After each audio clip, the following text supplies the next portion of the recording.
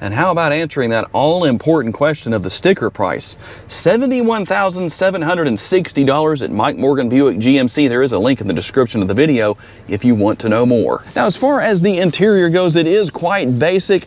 You don't have power seats. You don't have heated or ventilated seats for the driver or the passenger. But one big advantage that you do have here is the ability to use this center seat as a third seat, since these are the only seats that you have inside this truck. You will have a manually adjustable steering wheel. Our power parking brake is right here. Everything for our drive modes will be here.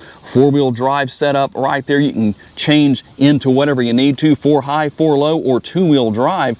And then here is where you're going to turn on your cab light and your lights right here. You can obviously leave that on auto if you want to. And while this truck is one of the more basic you can buy, it does still have the modern technology here as far as the driver's display and the center screen goes.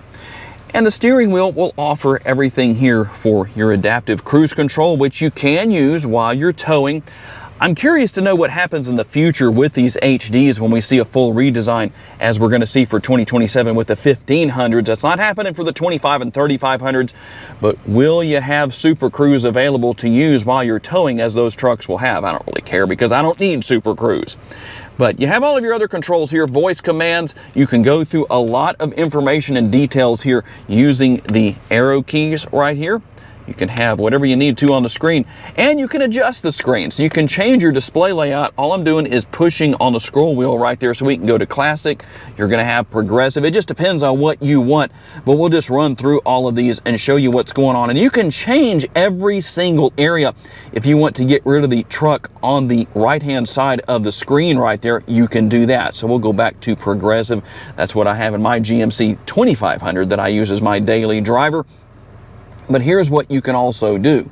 You can come right down here. You can go to all of your different settings here on the left, the right side. All of that's going to be here, lower gauges, and you can make all of your adjustments as needed.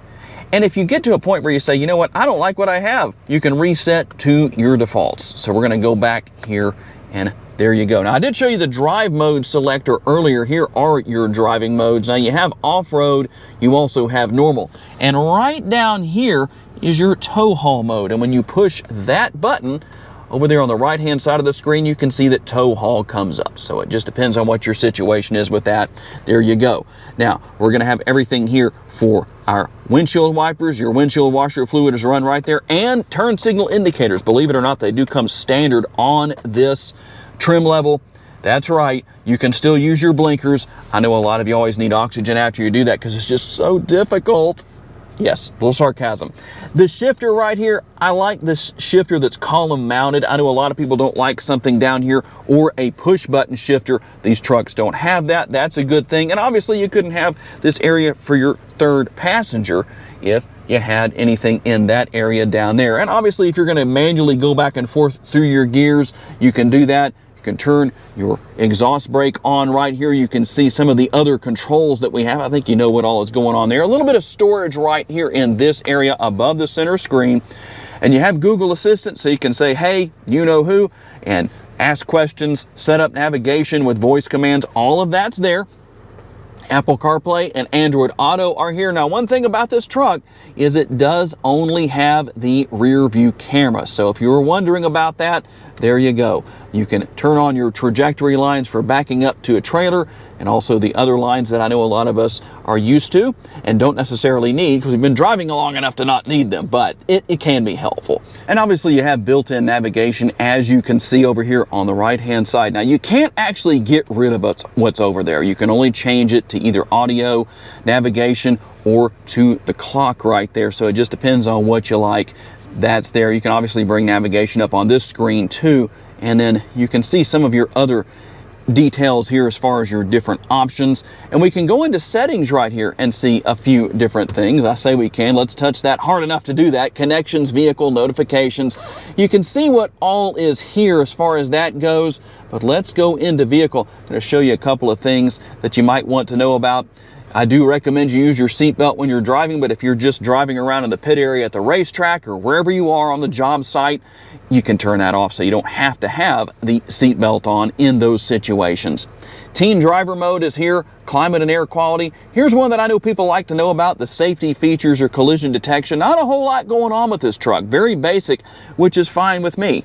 We're gonna have the automatic emergency braking and the front pedestrian braking. So there you go, if you wondered about that. Not as much as you might be used to seeing where that's concerned. Now, as far as that animated lighting I showed you earlier in the video, here's where you come to turn that on. Those are called locator lights, and make sure that that green check mark is right there. If it's gray like that, then they're not on. Make sure that's on for anybody who buys this truck. Comfort and convenience, you can see what all is here with that. We can run in there real quick. Not a whole lot going on. Like I said, this truck's pretty basic, just so you know. It's really meant more for work than it is for anything else. And then we're going to have our volume control right here. We can turn the radio on and off. You can hit the button right there to go home if you want to. You don't have to touch the screen to do that.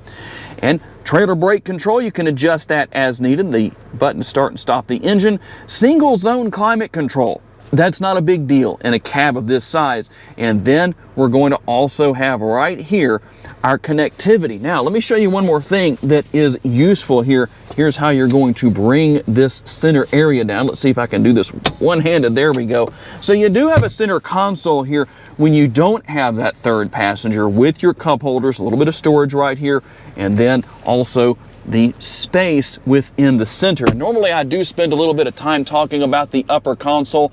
Not a whole lot to talk about here because you don't have a power sliding rear window or anything like that, but you can see what's going on there. You've got your lights and all that good stuff that's going to be here. And behind the seats, there is actually a decent amount of space. I remember having regular cab trucks when I was a lot younger that didn't have near this much space behind the seats, so that is helpful. There is your tools to change a tire if you need to do that, the jack, all that good stuff, and you do have that 17-inch spare back there underneath the bed of the truck.